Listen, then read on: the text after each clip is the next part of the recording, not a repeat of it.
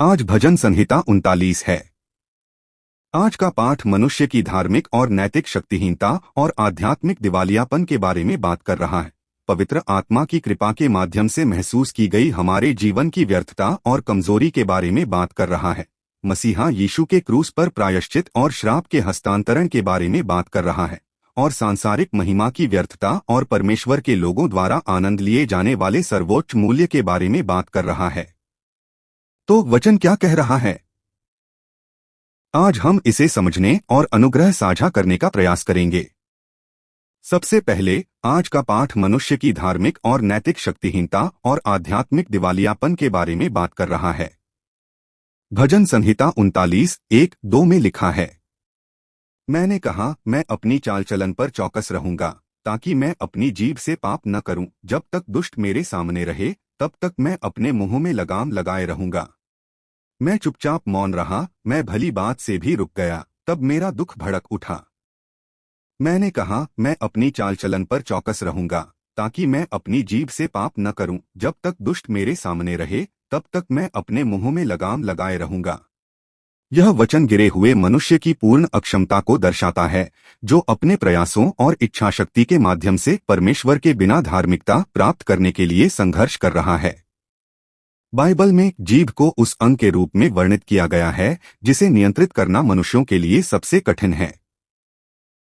जैसा कि याकूब की पत्री में कहा गया है, जीभ को कोई मनुष्य वश में नहीं कर सकता। यह एक अनियंत्रित बुराई है जो घातक विष से भरी है। हालांकि दाऊद अपनी जीभ पर सख्ती से पहरा देने का चरम निर्णय ले रहा है ताकि एक भी पाप न करे। यह उस नैतिक और धार्मिक प्रयास की पराकाष्ठा का प्रतिनिधित्व करता है जिसे एक मनुष्य करने का प्रयास कर सकता है। बल्कि यह आदम के वंशजों का विशिष्ट भ्रम और अहंकार है, यह सोचकर कि वे परमेश्वर की कृपा के बिना केवल अपने तर्क और प्रयास से अपने जीवन को नियंत्रित कर सकते हैं और धार्मिक स्थिति बनाए रख सकते हैं। इसके अलावा इस तरह की अहंकारी कानूनीवादी घोषणा अंततः परमेश्वर द्वारा भेजे गए मसीहा यीशु का विरोध करने की ओर ले जाती है। जब तक दुष्ट मेरे सामने रहे, तब तक मैं अपने मुंह में लगाम लगाए रहूंगा। यहाँ दाऊद के महान निर्णय की पृष्ठभूमि शांति का समय नहीं है, बल्कि वह क्षण है जब दुष्ट उसके सामने हैं। अर्थात दुष्ट के उपहास और उत्पीड़न को अपनी आंखों के सामने देखकर परमेश्वर के सामने झुककर उनकी कृपा मांगने के बजाय दाऊद घोषणा करता है कि वह अपने प्रयासों से सहने की कोशिश करने के लिए लगाम लगाएगा। जैसे कोई जंगली जानवर को नियंत्रित करता है, उसने अपनी इच्छा शक्ति की लगाम का उपयोग करके अपने होठों को जबरदस्ती सील कर लिया है। यह उपस्थिति भ्रष्ट मानवता का विशिष्ट रवैया और भ्रम है। यह मनुष्य के अहंकार को दर्शाता है जो संघर्ष करते हुए कहता है, भले ही मेरे पास परमेश्वर की कृपा न हो, मैं अपने धार्मिक प्रयासों और अपनी इच्छा शक्ति से इस अनुचित स्थिति को सहकर अपनी धार्मिकता साबित करूंगा। हालांकि हमें यह जानना चाहिए कि परमेश्वर के बिना कानूनीवादी धार्मिक जीवन कभी विजय नहीं देता है। अंततः हम देखते हैं कि यह महान निर्णय पद 2 में सबसे दयनीय दिवालियापन में समाप्त होता है। मैं चुपचाप मौन रहा, मैं भली बात से भी रुक गया, तब मेरा दुख भड़क उठा। यह पद उस आध्यात्मिक पीड़ा और विफलता की वास्तविकता को उजागर करता है जिसका सामना कोई व्यक्ति परमेश्वर की कृपा के बिना अपनी शक्ति से धार्मिकता बनाए रखने का प्रयास करते समय करता है। अर्थात दाऊद ने दुष्ट के सामने पाप न करने के लिए न केवल बुरी बातों को कहना बंद कर दिया, बल्कि अच्छी बातों पर भी अपने होंठ बंद कर लिए। उसने खुद को सबसे चरम तरीके से बांध लिया, यह डर से कि एक गलत शब्द कहीं और भी बदतर भावनाओं को भड़काने की चिंगारी न बन जाए। यह बिल्कुल कानूनीवाद का चेहरा है, जैसे कि फरीसियों का। यह एक ऐसी चुप्पी नहीं है जो परमेश्वर की कृपा से परिवर्तित होने से उत्पन्न होती है, बल्कि उस मनुष्य की अहंकारी मुद्रा है जो अपनी प्रकृति को दबाकर धार्मिकता प्राप्त करने का प्रयास कर रहा है। इसके अलावा यदि उसने अपना मुंह इतनी अच्छी तरह से बंद कर लिया था, तो अपेक्षित विजय और शांति का पालन करना चाहिए था। फिर भी परिणाम बिल्कुल विपरीत था। इसलिए दाऊद स्वीकार करता है, मेरा दुख भड़क उठा। यहाँ दुख का अर्थ है अत्यधिक आध्यात्मिक पीड़ा, जैसे कि मांस फड़फड़ा रहा हो। हालांकि दिखाई देने वाले होठों को इच्छा और प्रयास से नियंत्रित किया जा सकता है, लेकिन हमारे गिरे हुए सार से निकलने वाली पापी प्रकृति केवल दबाए जाने पर और अधिक सड़ती और संक्रमित होती है। भले ही बाहर से सब शांत लग रहा हो, अंदर क्रोध और रोष जहरीले मशरूम की तरह बढ़ रहे थे, जो निर्दयता से दाऊद की पूरी आत्मा को छेद रहे थे। यह परमेश्वर की कृपा से बहिष्कृत धार्मिक प्रयासों और कानूनीवादी तपस्या का दयनीय अंत है। सुसमाचार के बिना और परमेश्वर के बिना धार्मिक जीवन सच्चा विश्राम प्रदान नहीं करता, बल्कि यह केवल हमारी आत्माओं को पीड़ा के गहरे दलदल में धकेलता है। किसी भी स्थिति में यह पीड़ा मानवीय शक्तिहीनता को उजागर करती है। यह गवाही देती है कि हमारे अपने धार्मिक प्रयासों और इच्छा शक्ति के माध्यम से हम कभी भी पाप की समस्या का समाधान नहीं कर सकते। दूसरे पाठ पवित्र आत्मा की कृपा के माध्यम से महसूस की गई हमारे जीवन की व्यर्थता और कमजोरी के बारे में बात कर रहा है। भजन संहिता 39:3-4 में लिखा है, मेरा हृदय मेरे भीतर जल उठा, मैं ध्यान करते करते आग भड़क उठी। तब मैंने अपनी जीभ से कहा, हे यहोवा, मुझे मेरा अंत और मेरी आयु की माप बता दे, कि मैं जानूं कि मैं कितना अल्पायु हूँ। मेरा हृदय मेरे भीतर जल उठा, मैं ध्यान करते करते आग भड़क उठी। तब मैंने अपनी जीभ से कहा, हे यहोवा, मुझे मेरा अंत और मेरी आयु की माप बता दे, कि मैं जानूं कि मैं कितना अल्पायु हूँ। यह वचन पवित्र आत्मा की शक्तिशाली कृपा के बारे में बात करता है, जो मानवता की आंखों को खोलने के लिए एक अनिवार्य आग की तरह आती है। यहाँ मेरे भीतर जल उठा उस स्थिति का प्रतिनिधित्व करता है जिसमें आत्मा के काम के कारण दाऊद की आत्मा केंद्र से उबलने लगी। जब दाऊद परमेश्वर के वचन से चिपके हुए ध्यान करता था, तो वह उत्साह तब तक तेज होता गया जब तक वह अपने चरम तक नहीं पहुंच गया। ऐसा लगा जैसे दाऊद की आत्मा के भीतर गहराई में आग जल गई हो। पवित्र आत्मा का एक सम्मोहक काम उस पर छा गया था। यह वही आत्मा थी जिसने नबी यिर्मयाह की हड्डियों को अलग कर दिया और भीतर आग की तरह जल गई। मानवीय अहंकार और कठोरता को जलाने में सक्षम एक आत्मा जो मूर्ख मनुष्य के हृदय को हिलाती है, प्रकाशित करती है और भस्म करती है। जब तक ऐसी आत्मा हमसे मिलने नहीं आती, हम ऐसे प्राणी हैं जो यह भी महसूस नहीं कर सकते कि हम कितने मूर्ख, कमजोर और व्यर्थ हैं। लेकिन जब पवित्र आत्मा की जलती हुई आग ऐसे व्यक्ति के पास आती है, तभी उनकी अपनी धार्मिकता, अहंकार और मूर्खता चकनाचूर हो जाती है और आध्यात्मिक ज्ञान की आंखें खुल जाती हैं। तब मैंने अपनी जीभ से कहा, उस महान परिणाम के बारे में बात करता है जब आत्मा की आग उतरती है। एक बार जब आत्मा की आग आती है, तो दाऊद के कसकर सील किए गए होंठ अनुग्रह के एक चैनल में बदल जाते हैं, जो आध्यात्मिक सत्य की गवाही देते हैं, जो आत्मा द्वारा प्रेरित होता है। हे यहोवा, मुझे मेरा अंत और मेरी आयु की माप बता दे, कि मैं जानूं कि मैं कितना अल्पायु हूँ। यह पद आत्मा के प्रकाश के सामने आने पर मानवता की वास्तविकता को उजागर करता है, हमारी पूर्ण अक्षमता और व्यर्थता। आत्मा की कृपा प्राप्त करने पर दाऊद पहले अपने अंत और अपने पास बचे दिनों की माप जानने के लिए रो पड़ता है। यहाँ मुझे बता दे केवल ज्ञान नहीं है, यह परमेश्वर के दृष्टिकोण से अपने जीवन के अंत और सीमाओं को अपनी पूरी आत्मा के साथ समझने और गहराई से महसूस करने की विनती है। इसके अलावा यहाँ अल्पायु, कमजोर का अर्थ यह नहीं है कि शरीर शारीरिक रूप से कमजोर है, बल्कि इसका अर्थ रुकने में आसान या कुछ ऐसा जो कुछ भी नहीं है। पद 1 में दाऊद को भरोसा था कि वह अपनी ताकत और प्रयास से पाप करने से बच सकता है। हालांकि परमेश्वर के प्रकाश में खड़े होकर वह यह महसूस करने पर रो पड़ता है कि वह एक ऐसा प्राणी है जो कुछ भी नहीं है, एक ऐसा प्राणी जो तुरंत अस्तित्व में आना बंद कर देगा यदि परमेश्वर केवल उसकी सांस को स्पर्श करें। दाऊद केवल जब पवित्र आत्मा की कृपा आई, तब उसे मानवता की वास्तविकता का एहसास हुआ और उस पूर्ण अक्षमता और व्यर्थता के कारण वह रो पड़ा।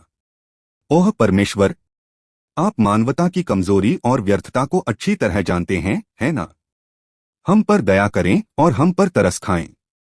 तो पवित्र आत्मा हमें अपने अंत और कमजोरी का सामना करने के लिए इतनी हताशा से क्यों मजबूर करती है? ऐसा इसलिए है क्योंकि जो लोग अपने जीवन की कमजोरी और व्यर्थता को नहीं जानते, वे कभी भी परमेश्वर द्वारा भेजे गए मसीहा उद्धारकर्ता की तलाश नहीं करेंगे। अन्यथा केवल जब एक मनुष्य को यह एहसास होता है कि उसकी धार्मिकता पूरी तरह से दिवालिया हो गई है और वह कुछ भी नहीं है, तो वह अंततः दुनिया के बारे में सभी जुनून और हट को छोड़ सकता है और परमेश्वर द्वारा भेजे गए मसीहा यीशु की ओर देखना शुरू कर सकता है। वचन और क्या कहता है? भजन संहिता 39:5-6 कहता है, देख तूने मेरे दिन बालिश्त भर के ही ठहराए और मेरी आयु तेरे सामने कुछ भी नहीं। सचमुच हर एक मनुष्य स्थिर होने पर भी केवल व्यर्थ ही है। सेला। सचमुच मनुष्य छाया की नाई चलता फिरता है। सचमुच वह व्यर्थ ही कोलाहल करता है। वह धन संचय करता है परंतु नहीं जानता कि कौन उसे लेगा। देख तूने मेरे दिन बालिश्त भर के ही ठहराए और मेरी आयु तेरे सामने कुछ भी नहीं। सचमुच हर एक मनुष्य स्थिर होने पर भी केवल व्यर्थ ही है।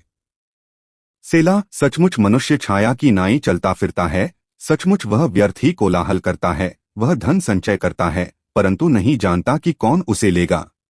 यह पाठ परमेश्वर की अनंतता के सामने खड़े मनुष्य की सापेक्ष महत्वहीनता और क्षणभंगुरता को उजागर करता है। यह एक घोषणा है कि मनुष्य जिन सबसे शानदार क्षणों का दावा करता है वे वाष्प की तरह व्यर्थता से अधिक कुछ नहीं हैं। यह कैसा है? अब आत्मा के प्रकाश के माध्यम से दाऊद की आंखों के सामने, जिसने अंततः मनुष्य की वास्तविकता देखी है, हमारे जीवन की वास्तविक लंबाई दिखाई देने लगती है। वह लंबाई केवल एक बालिश्त है। बालिश्त का तात्पर्य लगभग 7 से 8 सेमी से है। प्राचीन काल में सबसे छोटी इकाई एक बालिश्त से भी कम। दूसरे शब्दों में, जबकि हम इस पृथ्वी पर हमेशा जीवित रहने की योजना बनाते हुए व्यस्त जीवन जीते हैं, यदि हम इसे शाश्वत परमेश्वर की समयरेखा पर रखें तो यह एक क्षण, एक पल से अधिक कुछ नहीं है। कुछ भी नहीं है का अर्थ पूर्ण शून्यता है। परमेश्वर के सामने अपनी ताकत से मनुष्य का अस्तित्वगत मूल्य शून्य है। यह उस मनुष्य की वास्तविकता को प्रकट करता है जिसने दावा किया था, मैं अपनी ताकत से धार्मिकता प्राप्त करूंगा, अपने मुंह पर लगाम लगाई और एक महान प्राणी होने का दिखावा किया। परमेश्वर के सामने उसका अस्तित्व बिना किसी उपस्थिति के पूर्ण शून्यता था। स्थिर होने पर उस चरम क्षण की ओर इशारा करता है जब कोई स्वास्थ्य, धन या सम्मान का आनंद लेता है और गर्व करता है, मेरा जीवन अब सुरक्षित है। फिर भी दाऊद घोषित करता है कि उस चरम क्षण में भी मनुष्य की वास्तविकता पूरी तरह से व्यर्थता है, केवल वाष्प या धुंध का एक टुकड़ा। यदि परमेश्वर हमारी सांस को हल्के से थपथपाते हैं तो हम एक ऐसे प्राणी हैं जो तुरंत गायब हो जाएंगे। सचमुच मनुष्य छाया की नाई चलता फिरता है। सचमुच वह व्यर्थ ही कोलाहल करता है। वह धन संचय करता है परंतु नहीं जानता कि कौन उसे लेगा। यह पाठ परमेश्वर से दूर रहने वाले लोगों के व्यस्त जीवन, एक मृगतृष्णा की तरह और उनकी अंतिम व्यर्थता को उजागर करता है। यहाँ छाया मानवीय अस्तित्व की क्षणभंगुरता और भ्रम को दर्शाती है। हम मनुष्य बिना पदार्थ वाली छाया की तरह हैं, ऐसे प्राणी जो एक पल के लिए दिखाई देते हैं और गायब हो जाते हैं। फिर भी समस्या यह है कि हमें इसका एहसास नहीं है और हम ऐसा व्यवहार करते हैं जैसे हम इस पृथ्वी पर हमेशा जीवित रहेंगे। कोलाहल का अर्थ है मधुमक्खियों के झुंड की तरह भिनभिनाना या शोर मचाना। यह वर्णन करता है कि कैसे हम मनुष्य जो छाया की तरह हैं, बिना एक पल के भी आराम किए व्यस्त जीवन जीते हैं, उन व्यर्थ चीजों के लिए पागल की तरह शोर मचाते हैं जिनका कोई मूल्य नहीं है। यदि ऐसा है तो सांसारिक लोगों का अंतिम लक्ष्य क्या है जो इतना शोर मचाते हुए जीते हैं? यह ठीक इस पृथ्वी पर धन संचय करना है। यह उन सभी सांसारिक लोगों की अंधी जीवन शैली का प्रतिनिधित्व करता है जिन्होंने हमारे जीवन के अंत और व्यर्थता को महसूस नहीं किया है। हालांकि दाऊद जीवन की व्यर्थता का मजाक उड़ाते हुए कहता है, नहीं जानता कि कौन उसे लेगा। भले ही कोई दिन रात शोर मचाते हुए धन और महिमा संचय करे, जब मृत्यु का क्षण आता है, जब परमेश्वर उस सांस को वापस मांगते हैं, तो किसी को यह भी नहीं पता होता कि वह धन किसके हाथों में जाएगा। यह यीशु की चेतावनी के समान है, हे मूर्ख, इसी रात तेरे प्राण तुझसे मांग लिए जाएंगे, फिर जो कुछ तूने इकट्ठा किया है वह किसका होगा। इस प्रकार यह पाठ स्पष्ट रूप से उजागर करता है कि एक मनुष्य कितना व्यर्थ और दयनीय है जो अपना जीवन उन सांसारिक चीजों पर दांव पर लगाता है जो अंततः सड़ जाएंगी और गायब हो जाएंगी। तो दाऊद हमारे जीवन की व्यर्थता और कमजोरी को इतना उजागर क्यों करता है? ऐसा इसलिए है क्योंकि यह सुसमाचार उस स्थान पर शुरू होता है जहां मानवता पूरी तरह से ढह गई है, शून्यता के स्थान पर। केवल वही जो परमेश्वर के सामने स्वीकार करता है कि मैं कुछ भी नहीं हूँ और इस पृथ्वी के सभी जुनून, अहंकार और आत्मधार्मिकता को नीचे रख देता है, यीशु मसीह के प्रायश्चित क्रूस के अनुग्रह को पूरी तरह से समझ सकता है, जो शाश्वत मूल्य है। तीसरे पाठ मसीहा यीशु के प्रायश्चित क्रूस और श्राप के हस्तांतरण के बारे में बात करता है। भजन संहिता 39:7-10 में लिखा है, और अब हे प्रभु, मैं किसकी बाट जोहता हूँ, मेरी आशा तो तुझ में है। मुझे मेरे सब अपराधों से छुड़ा, मुझे मूढ़ लोगों की नामधराई न होने दे। मैं चुपचाप मौन रहा, मैं अपना मुंह न खोला, क्योंकि तूने ही यह किया है। अपनी मार को मुझ पर से हटा ले, तेरे हाथ के मार से मैं नष्ट हो गया हूँ। और अब हे प्रभु, मैं किसकी बाट जोहता हूँ, मेरी आशा तो तुझ में है। मुझे मेरे सब अपराधों से छुड़ा, मुझे मूढ़ लोगों की नामधराई न होने दे। इसका शाब्दिक अनुवाद करें तो कोई कह सकता है, मेरी आशा तुम में है, हाँ उसमें। यहाँ द्वितीय पुरुष प्रभु तू परमेश्वर पिता को संदर्भित करता है, जो पूरी दुनिया का न्याय करता है, और उसके बाद का उसमें मसीहा यीशु की ओर इशारा करता है, जो इस पृथ्वी पर आएगा। व्यक्तियों के इस रहस्यमय परिवर्तन में हम पुराने नियम में छिपे हुए त्रिएक परमेश्वर के महान उद्धार के नियम की झलक देखते हैं। सबसे पहले, हे प्रभु, मैं अब किसकी बाट जोहता हूँ, जीवन की पूर्ण शक्तिहीनता और व्यर्थता का एहसास करने वाले व्यक्ति द्वारा दिवालियापन की घोषणा है। यह चिल्लाते हुए, इस पृथ्वी पर कोई आशा नहीं है। वह आत्मा जिसका अपनी ताकत से धार्मिकता प्राप्त करने का प्रयास करने का गर्व चकनाचूर हो गया है, अंततः अपनी आंखें स्वर्ग की ओर मोड़ती है और घोषित करती है, मेरी आशा प्रभु में है। उसमें ऐसा लगता है कि जब आत्मा की आग आई तो दाऊद ने अपने दर्शन में परमेश्वर पिता के बगल में मसीहा यीशु उद्धार के मध्यस्थ को देखा, जो मानवता के पापों को उठाने की तैयारी कर रहा था। इस प्रकार दाऊद बिना किसी हिचकिचाहट के अपने जीवन की आशा का लंगर परमेश्वर पिता और उसमें मसीहा यीशु से मजबूती से बांधता है। यह त्रिएक उद्धारकारी विश्वास की घोषणा है, परमेश्वर, मेरी एकमात्र आशा उसमें है जिसे आप भेजेंगे, मसीहा यीशु के प्रायश्चित क्रूस में। मुझे मेरे सब अपराधों से छुड़ा, मुझे मूढ़ लोगों की नामधराई न होने दे। यह दाऊद का अपनी आत्मा के उद्धार के लिए और शैतान के आरोप और शर्म के खिलाफ विजय के लिए रोना है, अपनी कमजोरी को महसूस करने के बाद। दाऊद केवल एक पाप से छुड़ाए जाने के लिए नहीं कह रहा है, बल्कि मेरे सब अपराधों से छुड़ाए जाने के लिए रोता है। इसका मतलब किए गए एक पाप के लिए माफी मांगना नहीं है, बल्कि जन्म से मृत्यु तक किए गए सभी पापों से छुड़ाया जाना है। इसके अलावा अपराध यहाँ दाऊद की व्यक्तिगत त्रुटि नहीं है, बल्कि मानवता के गहरे विद्रोह और जानबूझकर की गई गलतियों को दर्शाता है, जो परमेश्वर के शासन के खिलाफ खड़ी थीं। इससे पहले हमने देखा कि मानवता ने पाप से बचने के लिए अपने मुंह पर लगाम लगाने का भी संघर्ष किया, लेकिन एक भी पाप का समाधान नहीं कर सका। क्यों? क्योंकि हमारे भीतर एक विशाल विद्रोह की पापी प्रकृति रहती है। दाऊद जानता था कि अपनी ताकत से वह कभी भी बुराई की इस जंजीर को नहीं तोड़ सकता, इसलिए वह केवल परमेश्वर के उद्धार के पूर्ण अनुग्रह के लिए तरसता है। यहाँ मूढ़ दुनिया के उन मूर्ख लोगों को संदर्भित करता है जो मानते हैं कि कोई परमेश्वर नहीं है, और अंततः उन शैतान की शक्तियों की ओर इशारा करता है जो लगातार परमेश्वर के लोगों पर आरोप लगाती हैं और उनकी निंदा करती हैं। परमेश्वर से दूर रहने वाले मनुष्यों द्वारा अनुभव की जाने वाली सबसे दयनीय वास्तविकता यह है कि जब वे पाप करते हैं तो वे ऐसे शैतान के शर्म और उपहास का सामना करते हैं। दाऊद शैतान की उंगली उठाने और शर्म से छुड़ाए जाने के लिए रोता है। इस तरह का रोना 1000 साल बाद यीशु के प्रायश्चित के माध्यम से पूरी तरह से पूरा हुआ, जिन्होंने क्रूस पर हमारी सारी शर्म और श्राप की कोड़े को हमारे स्थान पर उठाया। अब जिन लोगों ने यीशु मसीह के लहू के गुण से गुजरते हुए अनुग्रह पाया है, उन्हें अब शैतान की निंदा और उपहास से बंधे रहने की आवश्यकता नहीं है, क्योंकि जैसा कि रोमियो 8:1 कहता है, अतः अब जो मसीह यीशु में हैं, उन पर जो दंड की आज्ञा नहीं है। इसलिए दाऊद का रोना शैतान की ऐसी निंदा और शर्म से मुक्त होने और अंतिम विजय प्राप्त करने के लिए विश्वास की एक शक्तिशाली याचिका है।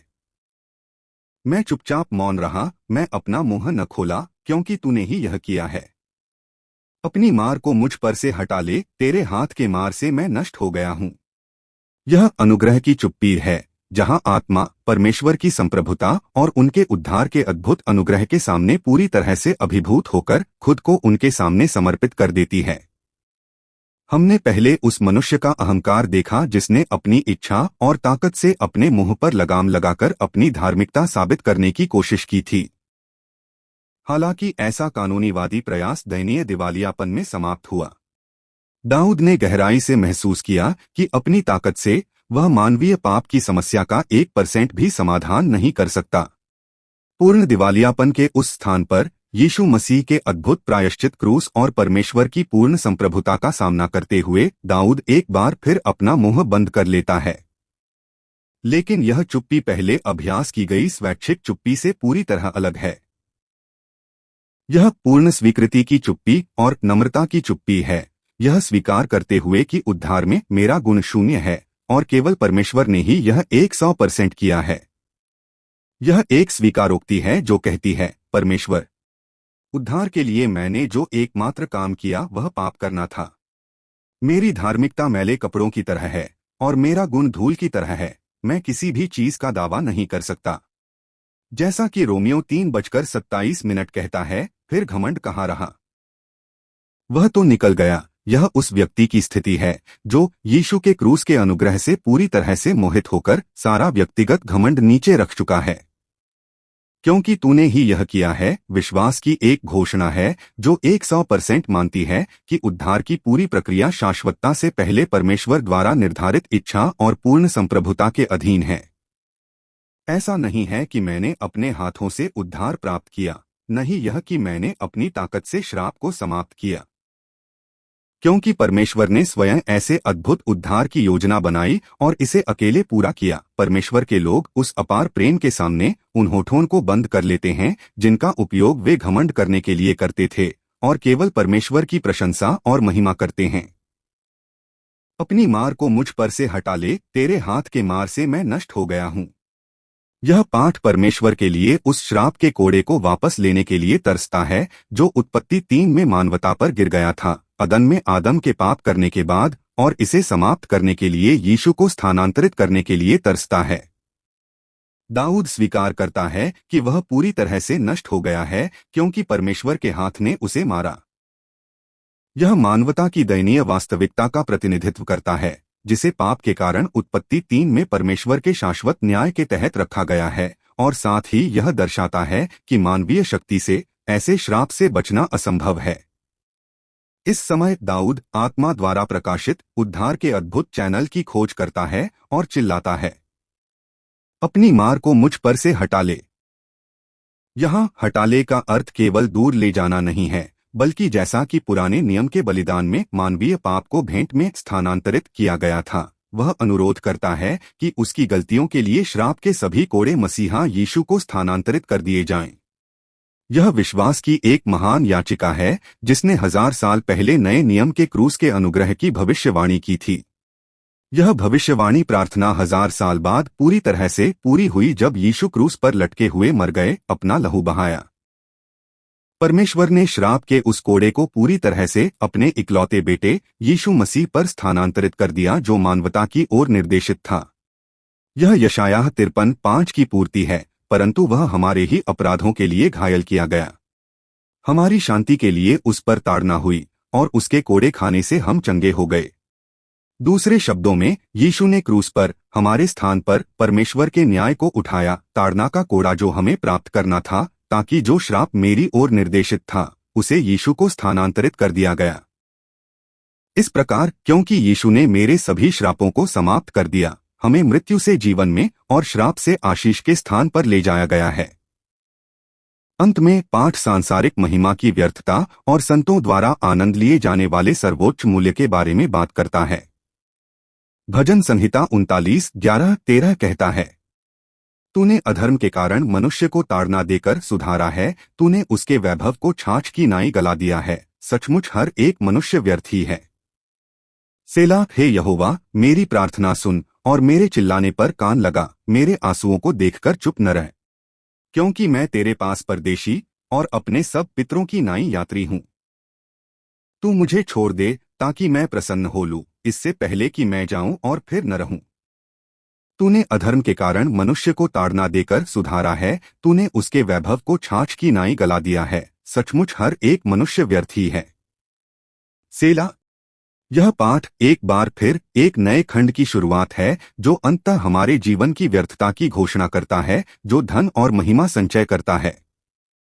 अब दाऊद मैं की व्यक्तिगत बाढ़ को पार कर जाता है और अपनी दृष्टि को पूरी मानवता पर परमेश्वर के सार्वभौमिक शासन की ओर विस्तारित करता है। यहाँ मनुष्य पाप के कारण भ्रष्ट और गिरे हुए पूरी मानवता को संदर्भित करता है। यहाँ ताड़ना दाऊद के व्यक्तिगत पाप के लिए कोड़ा नहीं है, बल्कि मानवता के सार्वभौमिक पाप पर परमेश्वर के न्याय की ओर इशारा करता है। अर्थात वह समय आएगा जब सभी मनुष्यों को परमेश्वर के न्याय के सिंहासन के सामने खड़ा होना होगा। जब परमेश्वर का ऐसा न्याय आता है तो वह सांसारिक महिमा जिसे मनुष्य ने इतनी व्यस्तता से और इतने त्याग के साथ संचय किया था, छाछ की तरह नष्ट हो जाएगी। उदाहरण के लिए, जिस तरह सबसे शानदार और महंगा कपड़ा भी एक बार जब कीड़ा उसे खाना शुरू कर देता है तो इतना बर्बाद हो जाता है कि पहचाना नहीं जा सकता, उसी तरह इस पृथ्वी पर मनुष्य द्वारा संचित सफलता, सम्मान, शक्ति या धन भी परमेश्वर के क्रोध के तहत तुरंत पिघल जाएगा और गायब हो जाएगा। चूंकि सांसारिक महिमा परमेश्वर के न्याय के तहत पूरी तरह से नष्ट हो जाएगी, दाऊद एक बार फिर घोषित करता है, सचमुच हर एक मनुष्य व्यर्थ है, केवल एक सांस या धुंध। तो दाऊद इस पृथ्वी के धन और महिमा के संबंध में ऐसी क्रूर और हताश दिवालियापन की घोषणा क्यों करता है? यह उस संत के मूल्यवान जीवन को चमकदार रूप से उजागर करने के लिए है जो पद 12 और 13 में दिखाई देता है। हे यहोवा, मेरी प्रार्थना सुन और मेरे चिल्लाने पर कान लगा, मेरे आंसुओं को देखकर चुप न रह, क्योंकि मैं तेरे पास परदेशी और अपने सब पितरों की नाई यात्री हूँ। तू मुझे छोड़ दे ताकि मैं प्रसन्न हो लूँ, इससे पहले कि मैं जाऊं और फिर न रहूं। यह पाठ उस जलती हुई संगति को दर्शाता है जिसका आनंद परमेश्वर के लोग उनके साथ लेते हैं, सांसारिक महिमा को गोबर मानकर और इस पृथ्वी पर परमेश्वर के साथ चलने वाले यात्री की पहचान को पुनः प्राप्त करके।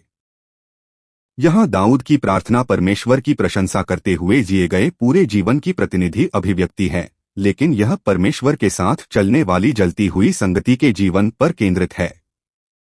यहाँ आंसू उदासी के आंसू नहीं हैं, बल्कि आनंद, कृतज्ञता और प्रेम से भरे हुए संचार के आंसू हैं, जो परमेश्वर की गोद में विस्तृत उत्तर और आराम की तलाश करते हैं।